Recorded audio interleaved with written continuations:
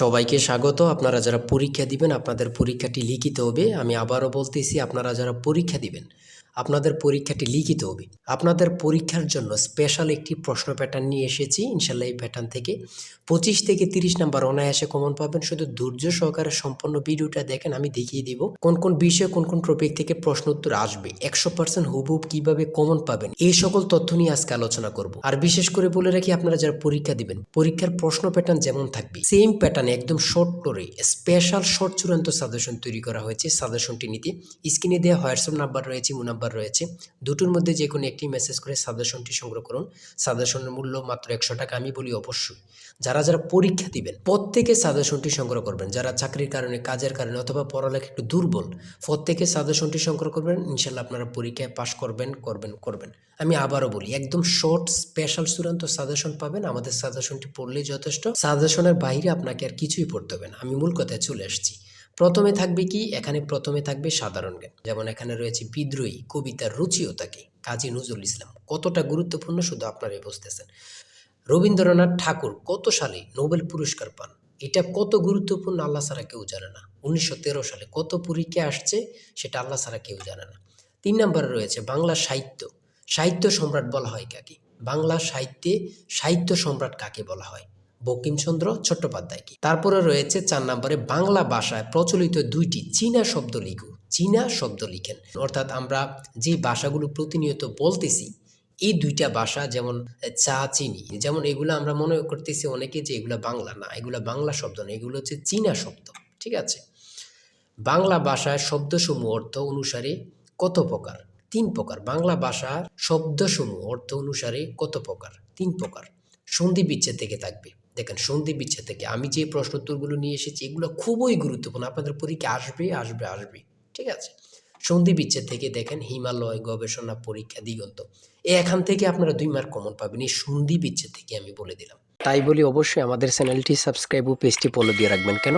পরীক্ষার নোটিশ, পরীক্ষার রেজাল্ট, পরীক্ষার প্রশ্ন সমাধান, যাবতীয় সকল তথ্য সবার আগে আমরা ভিডিও আপলোড দিয়ে রাখি।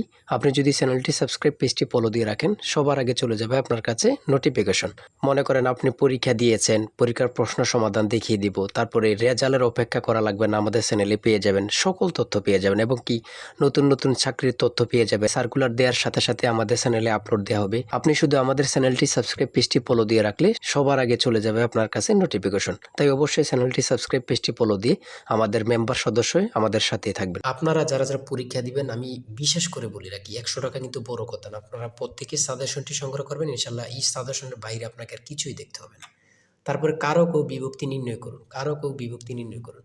শুদ্ধ বানান থেকে থাকবে। শুদ্ধ বানান লিখুন। এখানে 4টা দেওয়া আছে, 4টার জন্য 4 নাম্বার। এক কথায় প্রকাশ করুন, আল্লাহকে বিশ্বাস করে না যে নাস্তিক।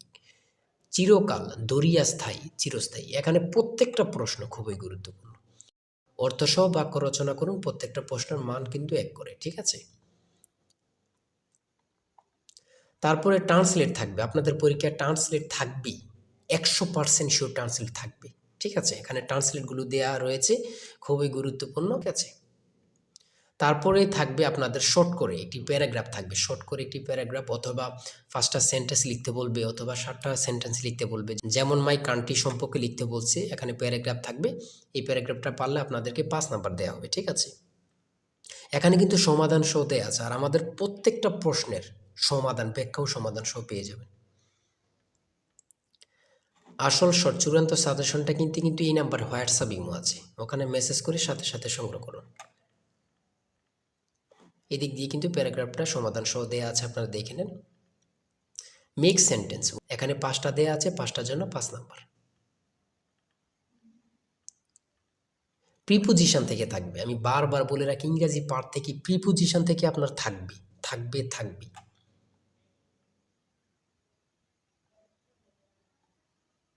দেখেন, প্রত্যেকটা প্রশ্ন কিন্তু আমাদের খুবই গুরুত্বপূর্ণ। সিলিন্ডারের বিডিসি এবং টিডিসি বলতে কি বোঝায়? এই যে আমরা সিলিন্ডার ব্যবহার করি, এগুলো সম্পর্কে আসছে। ইঞ্জিন ঠান্ডা করার প্রক্রিয়া কত প্রকার ও কী কী? ইঞ্জিন ঠান্ডা করার প্রক্রিয়া কত প্রকার, কী কী? 2 প্রকার, একটা হচ্ছে বায়ু প্রবাহ আর একটা হচ্ছে তরল প্রবাহ। হ্যাঁ। তারপরে গণিত থেকে রয়েছে 35 লিটার অকটেন ও পেট্রোল মিশ্রণে পেট্রোল ও অকটেনের অনুপাত 4:3। এতে আর কত অকটেন মিশালে পেট্রোল ও অকটেনের অনুপাত 4:5 হবে। এখানে প্রত্যেকটা প্রশ্নের কিন্তু সমাধান সহ দেয়া আছে, ব্যাখ্যা সহকারে সমাধান সহ দেয়া আছে। জ্বালানি তেলের মূল্য 25% বৃদ্ধি পাওয়ায়, এই প্রশ্নটা কত পরীক্ষায় যে আসছে আল্লাহ ছাড়া কেউ জানে না। বৃদ্ধি পাওয়ায় তেলের ব্যবহার এমনভাবে কমানো হলো যেন তেল বাবদ ব্যয় বৃদ্ধি পেল না। গাড়ির মালিক তেলের ব্যবহার শতকরা কত কমালো? এখানে দেখছেন কতটা গুরুত্বপূর্ণ। এখানে কিন্তু সমাধান সহ দেওয়া আছে, আপনারা দেখে নিন। প্রত্যেকটা গণিত প্রশ্নের মান কিন্তু পাস করে, প্রত্যেকটা গণিত প্রশ্নের মান কিন্তু পাস করে, ঠিক আছে। 20 নম্বরে রয়েছে বাংলাদেশের দীর্ঘতম নদীর নাম কি? খুবই গুরুত্বপূর্ণ।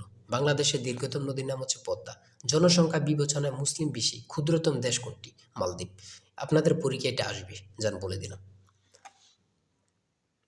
তারপরে এদিক দিয়ে রয়েছে 22 নম্বরে, কোন সুলতান 17 বার ভারত আক্রমণ করেন? কোন সুলতান 17 বার ভারত আক্রমণ করেন? এটা খুবই গুরুত্বপূর্ণ। সুলতান মাহমুদ। 60 গম্বুজ মসজিদ কোন জেলা অবস্থিত? বাগেরহাট। 60 গম্বুজ মসজিদ কোন জেলা অবস্থিত? বাগেরহাট। এই প্রশ্নটা কিন্তু চাকরির পরীক্ষা এখন অ্যাভেলেবেল আসতেছে, ঠিক আছে। বাংলাদেশ বিমানের স্লোগান কি? বাংলাদেশ বিমানের স্লোগান কি? আকাশে শান্তির নীড়, আকাশে শান্তির নীড়। গণচীনের প্রতিষ্ঠাতা কি? গণচীনের প্রতিষ্ঠাতা হচ্ছে মাও সেতুং, মাও সেতুং। আধুনিক মালয়েশিয়ার প্রতিষ্ঠাকে, আধুনিক মালয়েশিয়ার প্রতিষ্ঠাতাকে? Mahathir Mohamad, Mahathir Mohamad. BRTA, BRTA এর পূর্ণরূপ কি? Bangladesh road transport authority, Bangladesh road transport authority. পূর্ণরূপ থেকে আপনাদের প্রশ্ন উত্তর থাকবে, এটা ধরে নেন, ঠিক আছে, আমি বলে রাখি। তারপরে 29 নম্বরে রয়েছে বাংলাদেশের চিংড়ি সম্পদকে কি বলা হয়? হোয়াইট গোল্ড, যেটা সাদা সোনা। বাংলাদেশের চিংড়ি সম্পদকে কি বলা হয়? হোয়াইট গোল্ড, সাদা সোনা। এই প্রশ্নটি আপনাদের পরীক্ষা আসবে, যান বলে দিলাম। তারপরে 30 নম্বরে রয়েছে নীল নদের দেশ কোনটি? নীল নদের দেশ কোনটি? মিশর। নীল নদের দেশ কোনটি? মিশর। দুটি ইলেকট্রিক গাড়ির নাম বলো, দুটি ইলেকট্রিক গাড়ির নাম বলো। বাংলাদেশের রেলওয়ে কয়টি অঞ্চলে বিভক্ত? বাংলাদেশের রেলওয়ে কয়টি অঞ্চলে বিভক্ত? দুটি। তারপরে রয়েছে পরিবিবির মাজার কোথায় অবস্থিত? পরিবিবির মাজার কোথায় অবস্থিত? লালবাগ কেল্লা, ঢাকা। পরিবিবির মাজার কোথায় অবস্থিত? লালবাগ কেল্লা, ঢাকা। চলন বিল কোন জেলা অবস্থিত? চলন বিল কোন কোন জেলা অবস্থিত? নাটোর, সিরাজগঞ্জ, পাবনা। চলন বিল কোন কোন জেলা অবস্থিত? নাটোর, সিরাজগঞ্জ, পাবনা। আমি বলি প্রশ্নটি আপনাদের পরীক্ষা আসবে। বাংলাদেশের রেলওয়ে কয়টি অঞ্চলে বিভক্ত? এটা কিন্তু গুরুত্বপূর্ণ। চলন বিল কোন কোন জেলা অবস্থিত? এটাও কিন্তু গুরুত্বপূর্ণ, ঠিক আছে। এই প্রশ্ন উত্তরগুলো কিন্তু খুবই গুরুত্বপূর্ণ। আর আজকের ভিডিও এই পর্যন্তই। আপনারা যারা এখনও সাজেশনটি সংগ্রহ করেননি, দ্রুত এই নাম্বারে হোয়াটসঅ্যাপ ইমো আছে, চূড়ান্ত সাজেশন কিনতে হোয়াটসঅ্যাপ অথবা ইমোতে মেসেজ করুন। এই নাম্বারে হোয়াটসঅ্যাপ অথবা ইমো আছে, আপনারা প্রত্যেকে আমাদের সাজেশনটি সংগ্রহ করে ফেলুন। দ্রুত মেসেজ করে সাজেশনটি সংগ্রহ করে ফেলুন। ইনশাল্লাহ সাজেশনের বাইরে আপনাকে আর কিছুই পড়তে হবে না। আজকের ভিডিও এই পর্যন্ত। সবাই ভালো থাকবেন, সুস্থ থাকবেন। আল্লাহ হাফেজ।